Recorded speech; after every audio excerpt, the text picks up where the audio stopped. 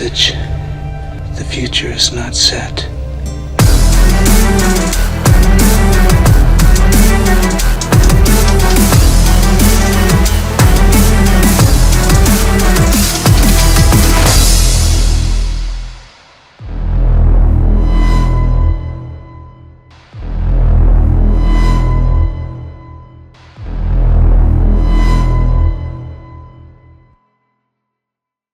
What we're going to be doing now is we're going to be talking about waste to energy.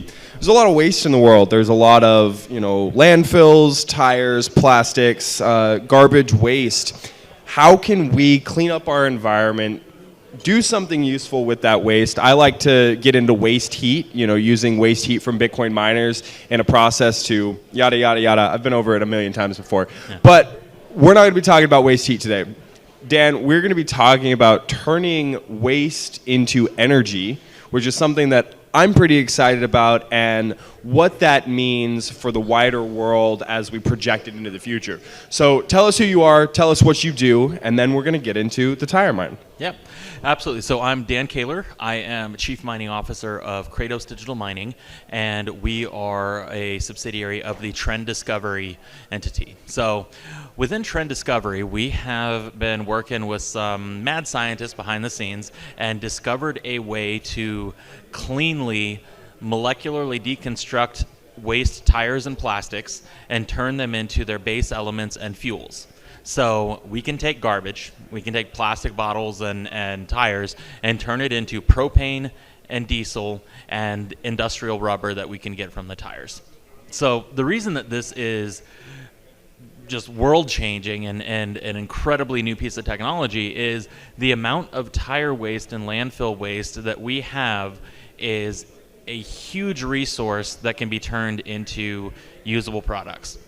A lot of people don't factor that in. They don't think about that. They just throw away their trash, their garbage is gone, and that's the end of it to them. What we see is massive stockpiles of electricity, because when you get this propane and this diesel out of these products, you can run them through generators with carbon scrubbers and have ultra clean power created while reducing the waste and the garbage, reducing microplastics, and solving the energy and solving the waste crisis for the world.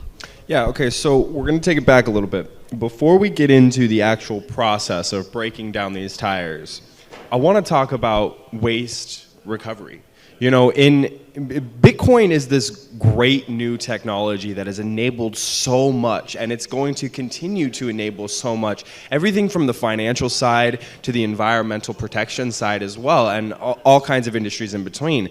I've talked to people who, we had John up here the other day talking about flaring, gas mitigation, so when you're drilling an oil site, there's this gas, this natural gas that is, a byproduct of that process, and instead of flaring it, we can reduce carbon emissions, we can reduce the emissions in the air by burning it into a diesel or a gas generator to mine Bitcoin. It's a great opportunity. You look at a landfill, these landfills are breaking down, there's methane buildup, that methane is exhausted into the atmosphere, and it's a huge problem. I mean, people are talking about all kinds of CO2 being burned off or put into the atmosphere.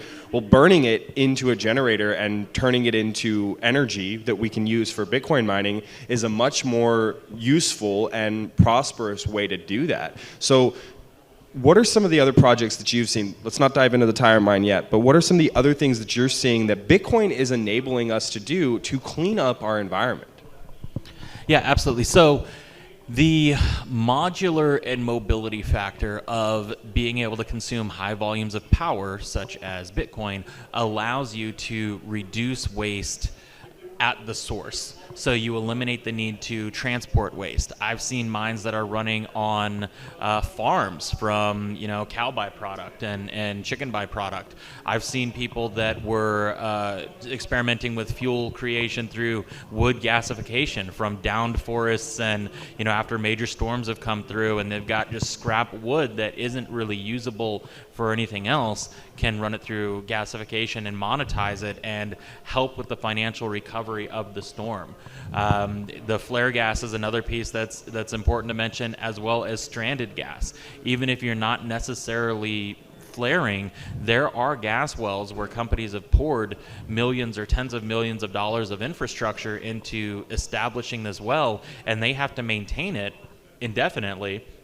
And being able to do small volume consumption of what's left on these stranded resources to cover that cost and create jobs and do so with no off-put and no pollution is phenomenal.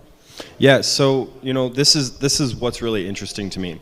So for the longest time, these processes have been around for a long time. They've been able to create or burn methane from landfill sites. They've been able to burn flare gas for years, generations. The problem is that if it's not economically incentivizing the production or the actual infrastructure going into this to burn it, to create the generator, to build the generators, to set the generators up, to actually run the generators, then nobody's going to do it. I mean, as humans, we're only as good as our incentives. And so at the end of the day, when you can monetize this process through something like Bitcoin, which is an agnostic energy consumer, it changes the economical numbers for all of these different processes. Absolutely, and in the instance of flare, there, I live in Texas. I've gone out to West Texas many times, and at night, just on the horizon, you can see little candlesticks burning out in there because everyone's flaring, everyone's burning this excess gas off because that's what they have been instructed to do for decades. Nowadays, the fact that you can plug in a generator and a modular mine to it, and instead of burning the gas and emitting, the burnt emissions off into the atmosphere, you can consume the power created from it in a much cleaner consumption process and pay yourself for it is world changing. That's a huge improvement for these oil facilities that can start monetizing and paying themselves back for that, reducing the ROI on drilling the wells, and there's zero downsides to it. It's the cleanest possible way to keep the well operating and get rid of that, dirty gas or that wet gas. Yeah, and a lot of people don't understand, they're like, well, what's the difference between burning it in a generator and burning it at a flare? And the difference is that when it's burned at a flare, you have a significant portion of it, I would say 30 to 40% of the emissions still going into the atmosphere. Whereas when it's burned inside of a chamber, inside of a diesel generator or a gas generator, you have a lot more of that energy that is consumed. It's burned properly and more effectively, so I think you only have like a 3 to a 5% emission into the atmosphere. Am I correct on that? I believe so, yes. And on top of that, one of our entities has some IP around carbon scrubbers that can bolt on to generators as well to reduce the generator output, which is already substantially lower than just burning it, by, I believe it was 98.3% on top of that. So if you take your 3 to 5%, reduce that 98.3%, and you are effectively completely carbon neutral on your consumption of this gas while you are generating the coin to pay for all of this equipment and creating power instead of waste. Yeah, it's a win-win-win situation at the end of the day. And, my argument to anybody who's an environmentalist, there's nothing wrong with being an environmentalist, but if you are an environmentalist, then you're going to look at Bitcoin in the right light, and you're going to say, oh man, this is the best thing that we've ever had for our environment. Now, I want to go back to what you're particularly doing, because I think this is really cool.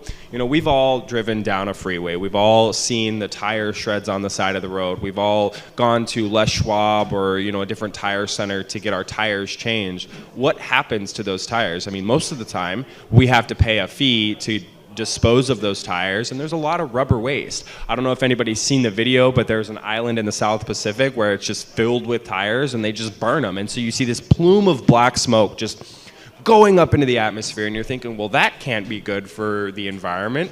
So tell me, how did this idea come about of being able to molecularly break down these tires and pull the gases from them and turn it into Bitcoin? Great question. So, origin story time.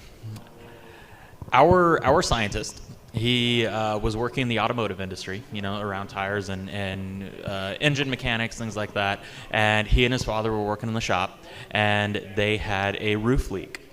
So, as any good tinkerer, engineer, mechanic would do, they tried to figure out a DIY fix. So with some of the components they had around and with some old race car tires, they figured, well, it's kind of like tar. We'll just kind of melt the tire a little bit, patch the roof, everything will be great. So they started tinkering with some materials and products, and all of a sudden they're like, "Do you smell gas?" And they were actually smelling the gases coming out of the tire rubber from the original petroleum used to manufacture the tires, and started to discover, maybe we can capture that. And they've been experimenting for quite a while and got to a point where they developed the system and the proprietary catalyst and the tools and the right process to completely deconstruct these tires, filter out the raw liquid rubber that can then be repurposed and used elsewhere, and then capture the vaporous gases and condense them down into your diesel and compress them into a propane tank. And it's a phenomenal process and story that all came about because they were trying to DIY fix a roof leak and made this chemistry breakthrough. That's incredible, actually, to be quite honest with you. I never thought of breaking down a tire and pulling gas from it. And I mean, it really does make sense because you need the petroleum to go into the rubber creation process. Now, you say that there's rubber that comes from it. You get metal shards. You get these gases. I want to walk us through this process of, tires on the road, on our car. We switch our tires. We get new tires. The old tires go somewhere. Where do they go? How do you get the tires? What process do they go through? Obviously, don't say anything proprietary. Right. But what process do they go through to go from tire to Bitcoin? Yeah, absolutely. So currently, when you go to your tire shop, you get replacements. You have to pay a fee to dispose of your old ones. It can be $3 to $4, sometimes $8 a tire, depending on your state and regulations. So you're paying for that fee for disposal. So then your tire shop has to take it somewhere else to either an intermediary or a landfill and pay the fee to dispose those, and then they'll sit in the landfill. They'll leach toxins and carcinogens into the water supply. A recent study, I believe it was out from Yale, shows that 78% of microplastics found in the world and in the oceans come from tire waste. That is mind-blowing. So our aim is to get the tires out of the landfill. One of the factors that also comes into play is there's large tire processing centers that will shred them, pull the steel for recycling, and then you get just the rubber shreds. And that's what a lot of our testing has been done on, by buying super sacks of shredded tires and utilizing that in our canisters and fine-tuning the process to get the container up and running. So as we scale, as we grow, as we build more of our own processing plants, I think that the shredding itself is probably something we'll start to do in-house. Right now, we are purchasing super sacks, massive canvas bags of tire shreds in the thousands of pounds a piece, and running those through to produce our product. And as it goes through our process, we get our propane and our diesel out, and then we stockpile the liquid rubber that can then be resold or reused or repurposed for other industrial projects. Yeah, so I mean, there's so many things that rubber goes into, and instead of having to, grow the rubber plant, the rubber trees, and create new rubber through this toxic process, you can just utilize and profit from what's already there, what already exists, and that really does just make sense. So once it goes through the rubber, you get these rubber sacks, the big feedstock, it goes up through into the hopper, it mixes with the catalyst, obviously heat is required, so then it breaks down into these gases. What happens to the gas? It goes to the generator. Is there a process that you have to clean that gas, or what do you do to that gas before it goes to the generator? So our process, as the vaporous gases come out of the canister, we run it through a condenser. It's basically a radiator, just kind of cool it a little bit, and that's how you separate your condensables to your non-condensables. So your condensables, that's the liquid, that's the diesel product. As it comes through there, we pump it into a tank. It goes through a sulfur scrubber to get that out, and we get a very usable diesel product directly out of there. The propane, we run through a compressor to put it into a propane tank, and that you pipe into a generator, you connect to your power supply for your building. One of the beauties of this solution is it is a perpetual motion machine.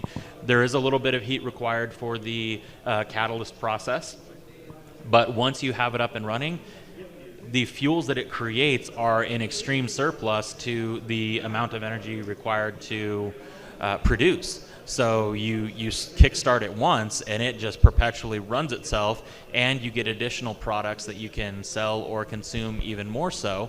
And it's a phenomenal solution to the tire and the waste process. And same with plastic bottles and things as well. Same process, same system, slightly different canister. You don't get the rubber outtake because there's no rubber in there. You just get the diesel and the propane. But that's even better because you don't have to have that, third supply stock that comes out in some, remote or processing areas. Yeah. So, I mean, at the end of the day, what you can do with plastics, which is not something that we've heard before, you can actually break down plastics, recycling them, and getting rid of them completely. Now, what I think is really cool about this, and I want to talk to you about modularity and how this solution scales to other, countries, other nations.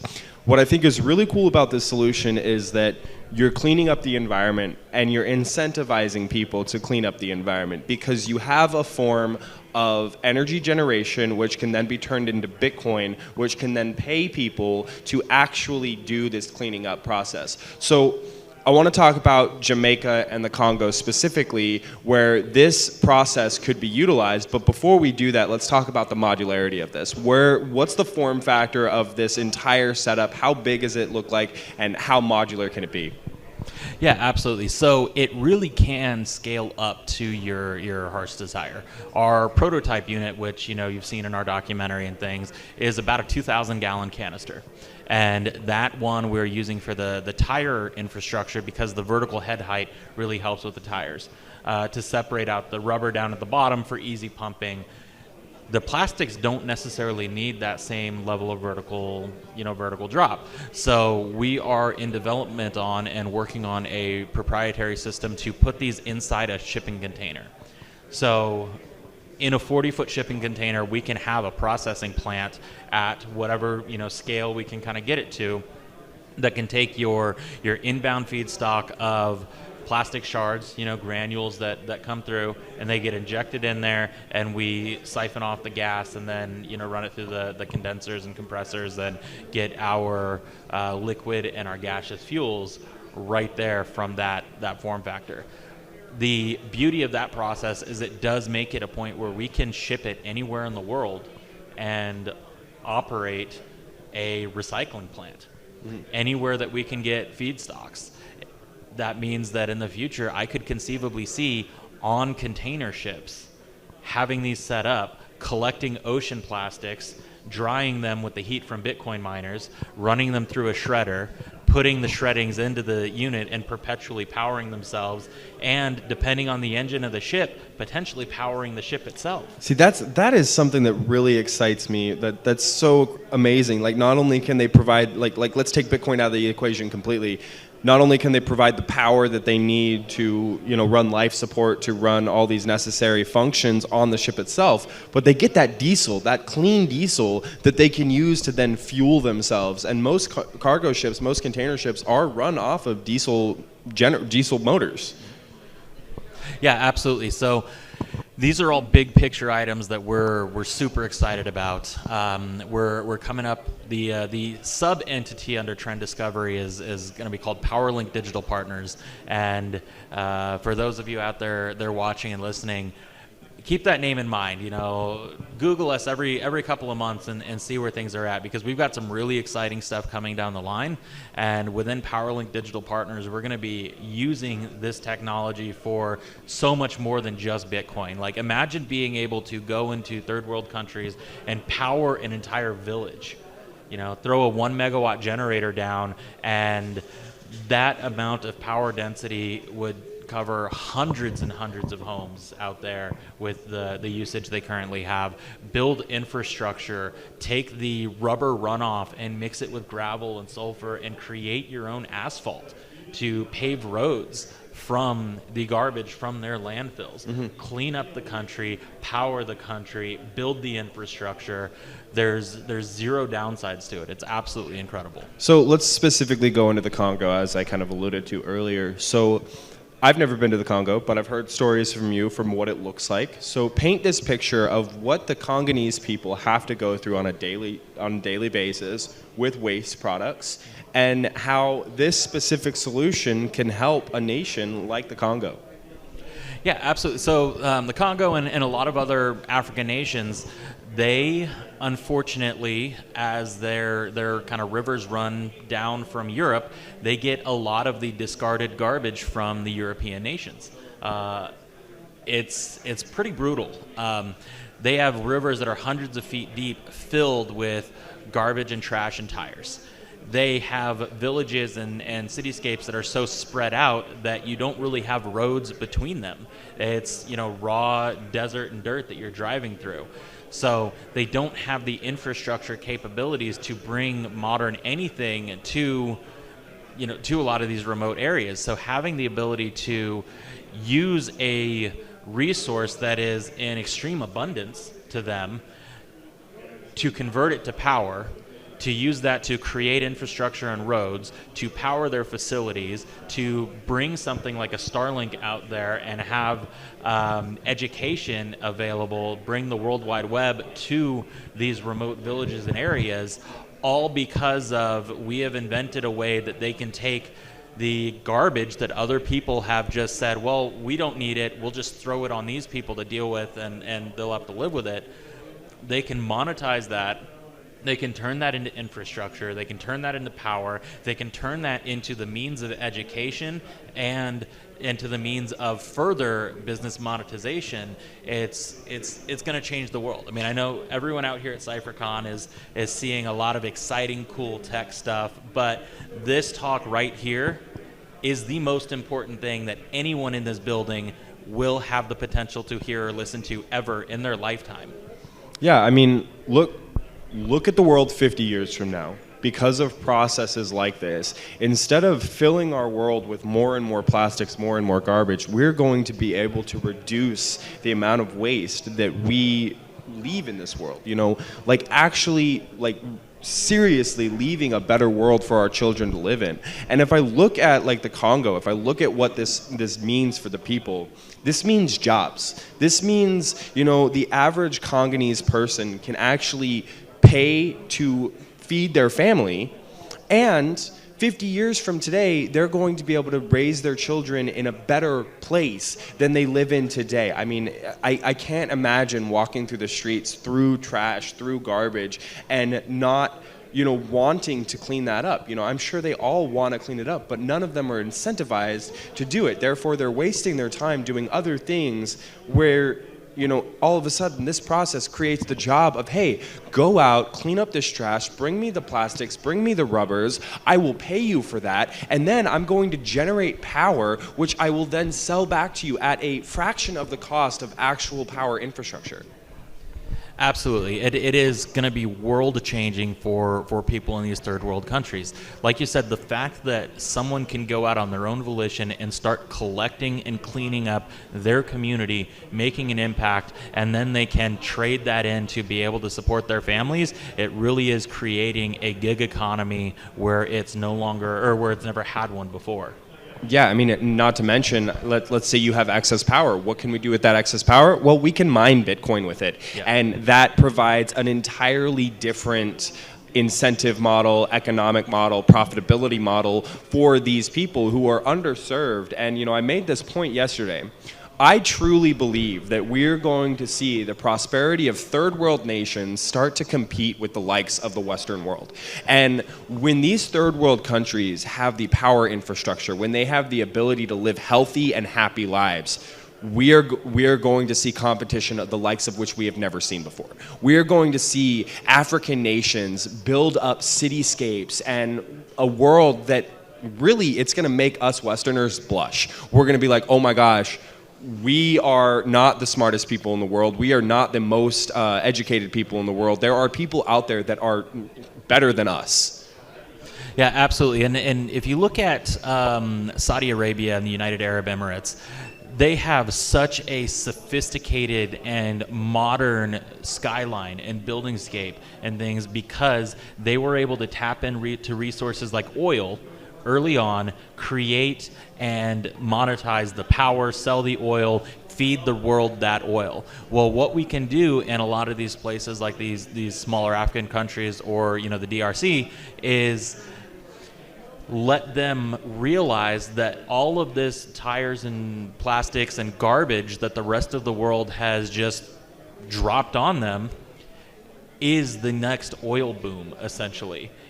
They may not see it that way. They may see it as they're being stepped on, but they have been given a product that can now be turned into fuels, which is what powers the world. The most important commodity on Earth, aside from Bitcoin, is the ability to create fuels to make power. And we have just revolutionized that worldwide. I shared this image yesterday, so for the people that weren't here, you didn't see it. But there is a direct correlation to the energy consumption of a country and the prosperity of that country. There are no energy-rich countries that are not also wealthy Western countries. You look at the Congo, you look at Jamaica, you look at the DRC, you look at these countries where they have low energy density, they have low energy output. Well, they also have low GDP, they have low economic prosperity, they have very, very poor countries. So there's tons of energy. There is energy abundance in this world. It's just how you are able to monetize the process of utilizing that energy. And this process is a much cheaper version of an energy production plant. And it's modular. Anybody can run one. Any country in the world can run one, no matter where they are. All they have to be able to do is get that feedstock, those plastics, those wastes. And I think this, particularly in conjunction with some of the other things that are happening around Bitcoin mining and waste recovery, is really going to lead us into that next, into the 22nd century at the end of the day. Absolutely. The modular ability, the setting up and shipping containers type things, that lets you set up local microgrids. But the other factor is you can also set up large plants at the landfill or at the recovery point and pump that fuel, pump that propane into trucks and bring them out to your generator locations where the microgrids are. So you get both options. You can consolidate it. You can then use the tires to create the roads to get to your other locations. You can use monetization through Bitcoin and the sale of power to purchase the trucks to get your world built out. I mean, the ability to think that this technology that I'm involved in can build highway infrastructure from garbage is still mind-blowing to me. Like I get really giddy when I think about that, and just sitting in the warehouse with the guys tinkering and learning and exploring all this stuff. And I've been working on this project for a little over a year now, has been incredibly eye-opening, and I'm excited to be able to share it with the world. It's the most exciting project in Bitcoin. It's the most exciting project in the world. Yeah. I really think that it's important for us, if we're going to be good stewards of this world, to figure out ways to make it a better place to live in. And that means more infrastructure. That means more energy usage. That means cleaner environments. And what you're doing, you have all right to be giddy about this, because I'm giddy about this and I'm not even involved in the project. So this is something that is very cool, and I think people really need to pay attention when they hear stuff like this, because it means a better world for us all to live in. And idealistically, that's what we all want. We all want to live in a better world. We all want to be able to breathe clean air, drink clean water, let our kids play out in the grass and actually not worry about them getting sick or dying because of the pollutants in the air and in the environment. Absolutely, and for everyone out there watching, this is the kind of project that you'll be able to tell your grandkids about. I was in the room at one of the first times that was publicly announced.